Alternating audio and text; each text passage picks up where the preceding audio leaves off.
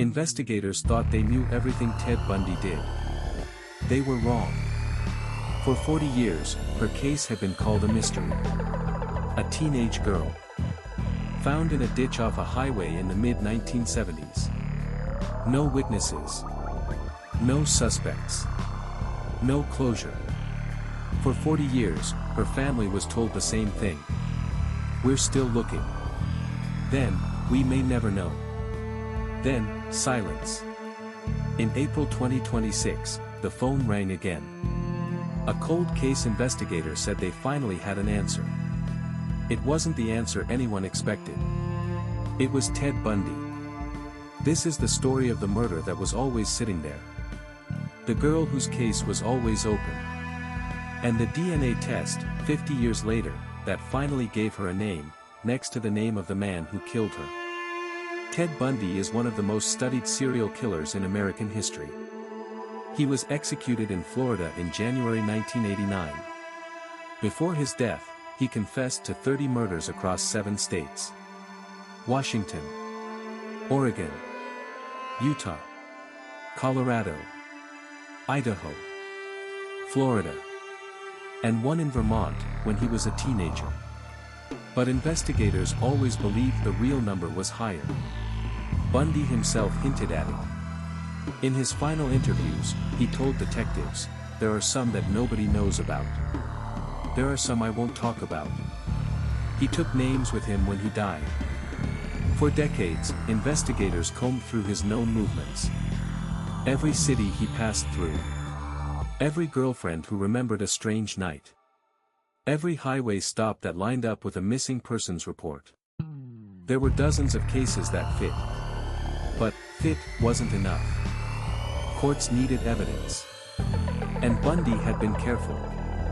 This case, the one that just got matched, was one of the maybes. She was 16 years old. A high school junior. She worked at a diner on weekends. Her friends said she was the quiet one in the group. The one who studied. The one with plans. On a Friday in late autumn, she finished her shift at the diner. Her car was in the shop. She told the manager she would walk to her aunt's house 3 blocks away. She never arrived. Her body was found the next morning in a drainage ditch half a mile off the highway. She had been dead since the night before. There were no defensive wounds consistent with a struggle in the snow. There was no car at the scene. There was no identifying evidence left behind.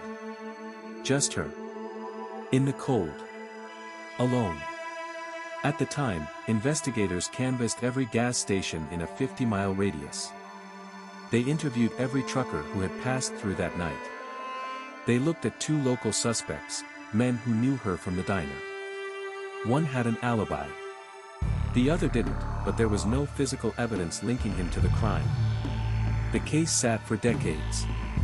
In the 1980s, a detective flagged it as a possible Bundy case. His reasoning was simple. Bundy was known to have passed through the region that month. His preferred victim profile matched her, young, slim, dark-haired, alone. The location was a highway. The disposal site was remote. But there was no DNA at the scene. Or so they thought. In 1978, forensic science couldn't extract usable DNA from the small biological samples they had collected. They were stored as is. Labeled. Boxed. Put into cold storage. 47 years later, they came back out. In 2024, a cold case unit started a review of every possible Bundy-adjacent case across multiple states. They had new funding. They had new tools. And most importantly, they had a DNA profile of Bundy himself, on file since his execution. The lab pulled the old biological samples from her case. They ran them through modern extraction techniques. Techniques that didn't exist in 1978. Techniques that didn't exist in 2008 either. They got a profile. And when they ran it against Bundy's, it matched. Not a partial hit. Not a family match.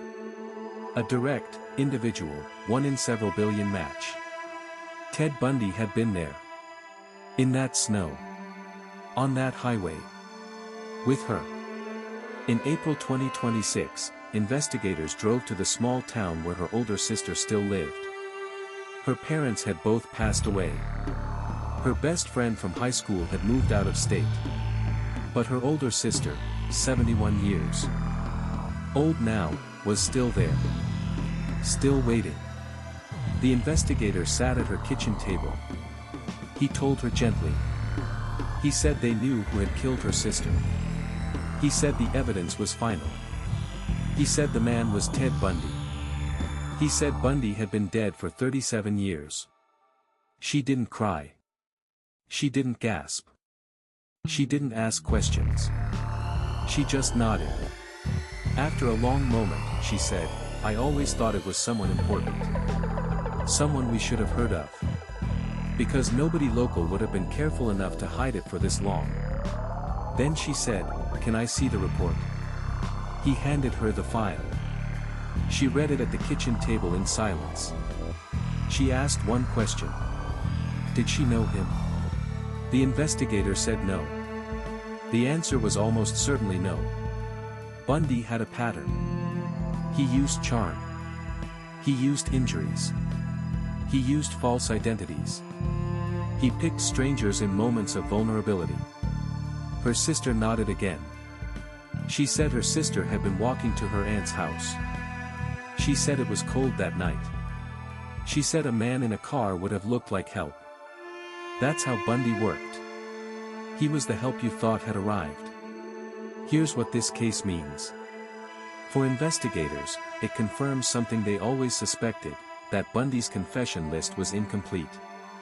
That the real number is higher. And that there are still cases out there, in evidence lockers across the country, that may yet be tied to him as DNA tools continue to improve. For her family, it means a different kind of closure. Not the kind where justice gets served in a courtroom. The man who killed her died 40 years ago. There is no trial. No sentence. No final confrontation. But her name is now tied to his name in the official record. She is no longer a question mark. She is a confirmed victim. Her murder is no longer unsolved. That matters. Not for the killer. The killer is dust. It matters for her. She has her story back. Her sister put the old case file in a drawer at her kitchen. She said she didn't need to read it again. She said she was going to take her granddaughter to the cemetery the next Sunday. She was going to tell her the whole thing. Because for the first time in 50 years, there was a whole thing to tell. Ted Bundy died in 1989. He took his secrets with him. But DNA doesn't die. And some secrets refuse to stay buried forever. She's been waiting 50 years for her story to end. Today, finally, it did.